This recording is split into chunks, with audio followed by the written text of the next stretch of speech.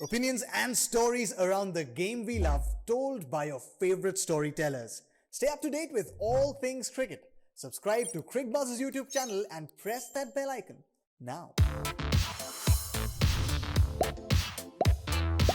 If it rained in Malahide in the first T20I, it rained in the second one as well. Just that, it rained sixes, 25 of them. Both teams ended up scoring 200 plus runs. This was a thriller of a contest where Ireland gave India a genuine scare. India ended up winning the game by just 4 runs, winning the series 2-0.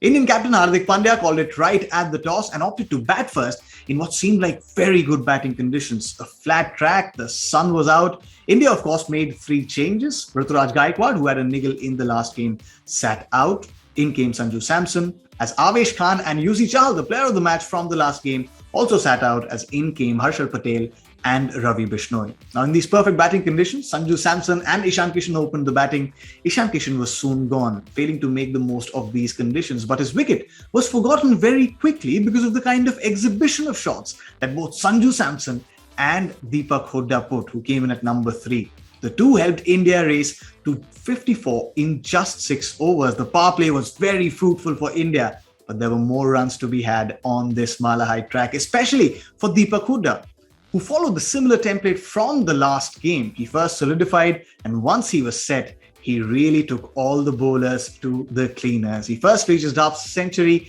and then became only the 5th Indian behind Rohit Sharma, KL Rahul, Suresh Raina and Harmanpreet Kaur to notch a T20 international century. And what a well-deserved century it was. The drives were flowing, the lofted shots were clearing the boundaries easily. At the other end, Sanju Samson was in his elements as well, getting to his career best score in T20 internationals. The two stitched together a 176 run stand for the second wicket, the highest for India in the format.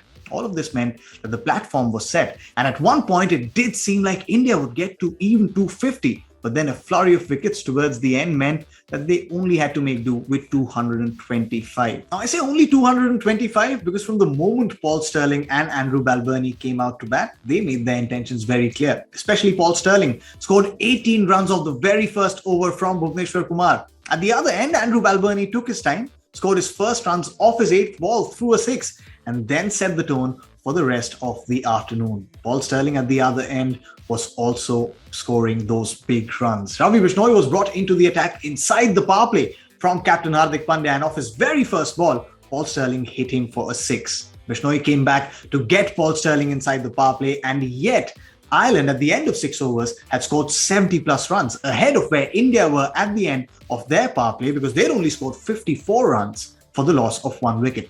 At the end of the 10th over mark, Ireland was still ahead, keeping abreast with the chase. Ireland scored 107 for 2 in their 10 overs, while India managed only 97 for the loss of 1 wicket. Ireland's score was courtesy Andrew Balbirnie, who by the time he was dismissed at 60, he'd scored 42 of those runs in just 6s, 7 sixes from Andrew Balbirnie.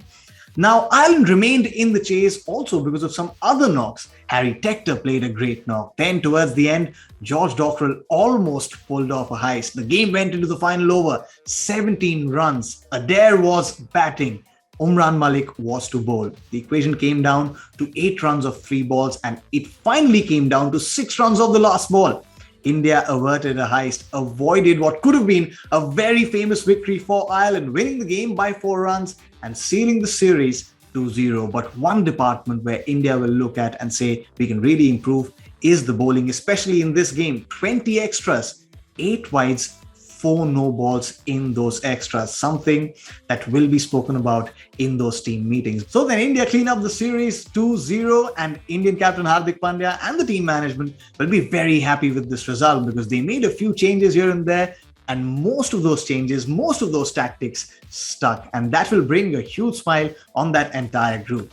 That wraps up our coverage of this T20I series between Ireland and India. As for everything else cricket, make sure you stay tuned to Cricbuzz.